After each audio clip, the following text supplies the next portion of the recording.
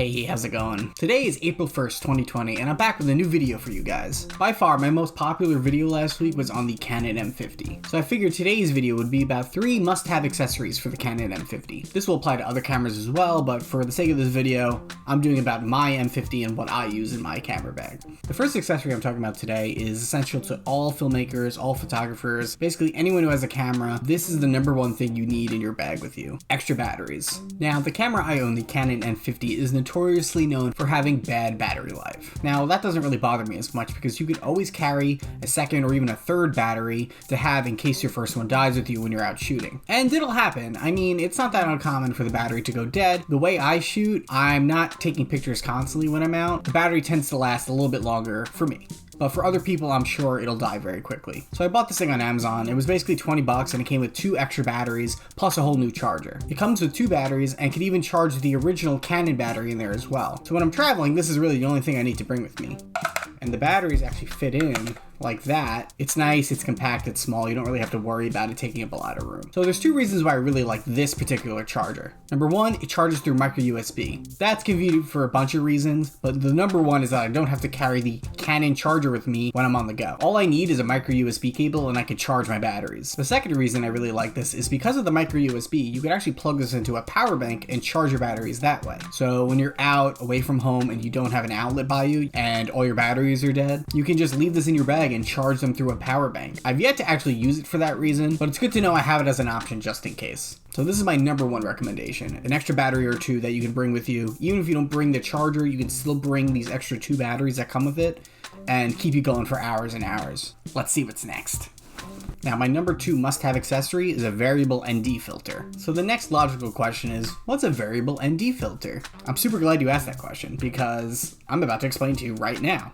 When people say, what's an ND filter? People always say, it's sunglasses for your camera. And yeah, I guess that's technically somewhat accurate. All it does is limit the amount of light that's able to hit your lens. Why would you want this? I'll give you a good example. We're gonna get a little into the nitty-gritty about what photography is, so bear with me, please. Thank you. When you're shooting video, you're supposed to shoot at a shutter speed of double your frame rate. So this video here, which I'm shooting at 30 frames per second, I would shoot at a shutter speed of 1/60. And if you want to get the most cinematic look possible, you want to shoot at the widest open aperture you can, which for a camera like this is 1.4. But if you're outside on a bright sunny day and you put your camera to 1.4 aperture and 1/60 shutter speed, the image is so blown out you can't see anything. So basically you have 2 options. 1, you can up your shutter speed, but that's going to reduce the motion blur and not make it look as cinematic as it could. It's going to basically look like in action movies where where this happened. This is nothing. No one does this. Basically, it's more choppy. The second thing you could do is put an ND filter on your lens. This will limit the amount of light that hits the lens, and the picture will be at the correct shutter speed. Sounds good, right?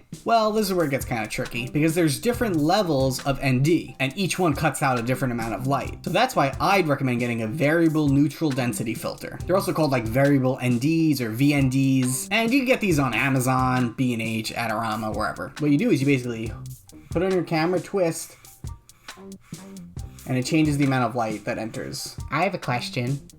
What's your question? How do I know what filter size I need for my camera lens? Well, that's an excellent question. Now, there's 2 numbers on the actual lens itself that let you know which filter thread size you need. It's important to know that the filter thread size does not equal the focal length of the lens. So if you have a 22mm lens, that's the focal length, not the filter thread size. That also means that a 22mm lens will not have a filter thread of 22mm as well. Filter thread sizes range between 37 and then at the other end of the spectrum 100 maybe at the most, but it says on the lens which thread size you need. But I know what you're thinking. All my lenses have a different thread size. Am I going to need 3 different variable ND filters? No, you don't. I'm going to tell you what to do because this is exactly what I did not do. So let's say you're like me. You have 3 different lenses that you use primarily and they all have different thread sizes. My 22mm has a 43mm thread size, my Sigma 30 has a 52, and my Sigma 16 has a 67mm. Now, when I bought the Sigma 16, I already had a filter,